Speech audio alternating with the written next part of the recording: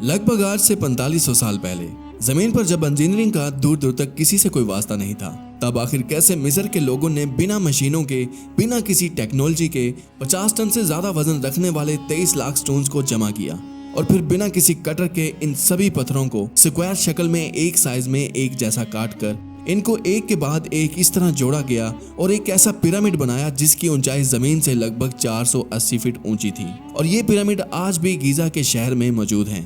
क्या आज से हजारों सालों पहले ये लोग हमसे भी इतने एडवांस थे कि इन्होंने बगैर किसी टूल्स के सिर्फ छेनियों की मदद से इन पत्थरों को तोड़कर इतना बड़ा पिरामिड बनाया होगा। और सबसे हैरानी की बात यह है कि आखिर उस दौर में इनके पास ऐसी कौन सी टेक्नोलॉजी थी जिसको इस्तेमाल करके इन्होंने इन पिरामिड्स की चारों दीवारों का साइज इंच बाय इंच एक जैसा रखा। इतनी महारत से कैसे इन लोगों ने इस काम को इतनी सफाई से सरअंजाम दिया। लेकिन सवाल फिर ये भी पैदा होता है कि इतने आलीशान और ऊंचे पिरामिड्स बनाने का आखिर कोई तो मकसद रहा होगा। इसके अंदर ऐसे कौन से राज दफन हैं जो हमसे अभी तक छुपाए गए हैं।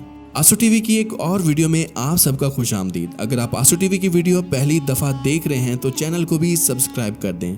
सदियों से काफी रिसर्चर्स इस पर कई तरह की रिसर्च कर रहे हैं और इस बात से भी काफी दंग हैं कि आखिर आज के दौर में अगर कोई मजबूत बिल्डिंग भी बनाई जाती है तो ज्यादा से ज्यादा उसकी बुनियाद 150 साल तक रखी जाती है, लेकिन 4500 सालों तक ये पिरामिड बारिश, तूफान, अर्थक्वेक और बहुत सारे मौसमों की मार झेलते हुए कैसे अभी भी इन पिरामिड्स का 96% हिस्सा वैसे का वैसा खड़ा था। इन पिरामिड्स की कंस्ट्रक्शन को जानने के लिए पूरी दुनिया के हिस्टोलॉजिस्ट सर जोड़कर बैठे थे कि आखिर इन पिरामिड्स की हर side properly north, south, east और वेस्ट पर बगैर किसी कंपास के कैसे सेट की गई होगी। 1989 में एक ऐसी थ्योरी सामने आई जिसमें रिसर्चर्स का मानना यह था कि गीजा के इन तीनों पिरामिड्स की डायरेक्शन स्पेस में मौजूद ओरियल बेल्ट के इन्हीं 3 तारों से अलाइन है, क्योंकि इजिप्शियंस रात को तारों को ट्रैक करते थे और इन पर स्टडी किया करते थे। आसमान में जो तारे नजर आते हैं उनकी डायरेक्शन को देखकर मिस्र के लोगों ने इन पिरामिड्स के डिजाइन को बनाया होगा। उस वक्त पिरामिड बनाने के लिए सबसे पहले ऐसी जमीन खोजी गई होगी जो लाखों टन वजनी पत्थरों का वजन एक साथ झेल सके और साथ ही साथ ओरियल बेल्ट के इन 3 स्टार्स की रेंज में भी आ सके।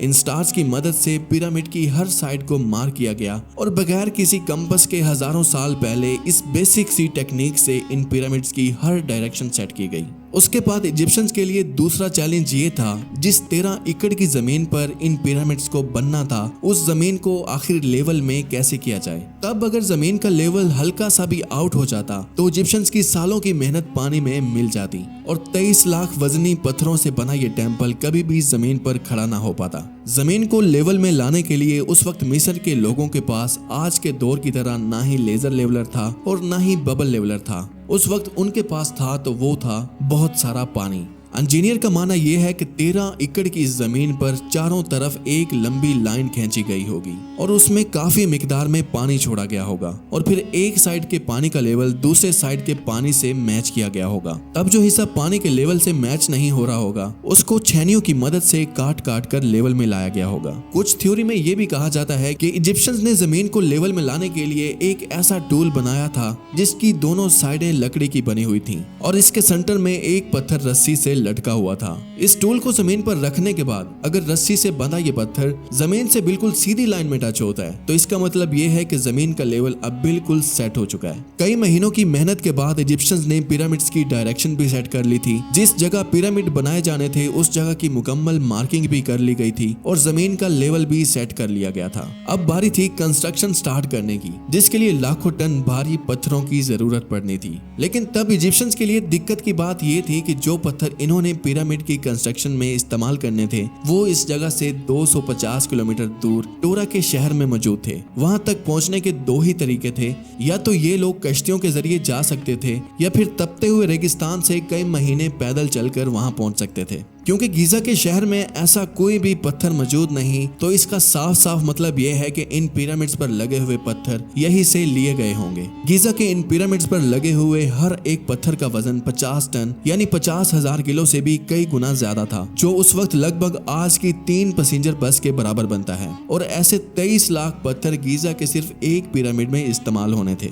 इतना ज्यादा वजन खींचने के लिए ना ही उस दौर में कोई जानवर काम आ सकता था और ना ही इनके पास कोई और दूसरा हल मौजूद था। आज के जदीद दौर में भी अगर इन पत्थरों की ट्रांसपोर्टेशन की जाए तो इतने सारे पत्थर इकट्ठे करने में लगभग 3.5 साल का वक्त लग जाएगा। लेकिन तब यही काम कई सारे वर्कर्स पत्थर को रस्सी से बांध कर किया करते थे और इनको मीलों मील घसीट कर गीजा के शहर तक लाया करते थे। हैरत अंगेज तौर पर यह काम वर्कर्स और कश्तियों की मदद से किया गया था। इन लोगों ने बड़ी बड़ी कश्तियां तैयार करना सीख लिया था। ये लोग बड़ी बड़ी कश्तियों पर पत्थरों को लाद कर एक एक करके इन पत्थरों को पिरामिड तक पहुंचाया करते थे। हिस्टोलॉजिस्ट का मानना यह है कि यह काम इतना आसान नहीं था। कश्तियों में इतने बड़े पत्थरों की लोडिंग और अनलोडिंग में कम से कम 500 वर्कर्स एक साथ काम किया करते थे और इन्हें ऐसा एक पत्थर लाने में कम से कम 30 दिनों का वक्त लगा होगा। उसके बाद मेन चीज थी कि पत्थरों का साइज एक जैसा काटा कैसे जाए। अगर आप थोड़ा फोकस करेंगे तो आपको गीजा के पिरामिड में सभी पत्थरों का साइज लगभग एक जैसा लगेगा। आखिर इनके पास ऐसी कौन सी टेक्निक थी जिसमें इन्होंने सभी पत्थरों को इतनी सफाई से काटा, और तब उनके पास सिर्फ यही एक औजार हुआ करता था जिसकी मदद से पत्थरों को इतनी सफाई से काटा ही नहीं गया बल्कि साइज टू साइज एक जैसा रखा गया।